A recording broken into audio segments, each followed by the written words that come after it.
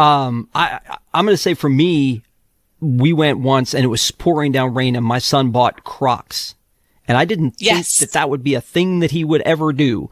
But he hates, and I know Jake hates this too, to have wet shoes in the park. And so we were in EPCOT and it was hard to get around because of all of the rain that had been happening and all of the walls that were still up. You couldn't just shoot across to the creations. You had to go all the way around to get to it. And so we just stopped in to the film festival lobby and hung out there because they weren't cycling people through, and just hung out there with like 100 people in there. It was leaking. It was wonderful. Anyway, we finally, when we were done, went over to, like, it was number one on his list. I need new shoes. We went over to Creations, and now those are his.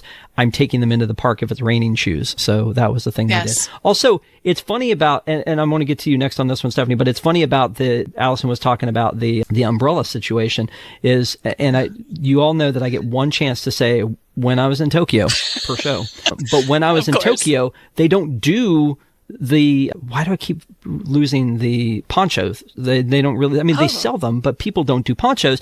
They do umbrellas. And if you can see this was the parade, right? It's just a sea of umbrellas. And I don't think you ever see this at a domestic park, but there's just a sea of umbrellas. And, they do double duty. If it's extreme heat, keep me, from the sun.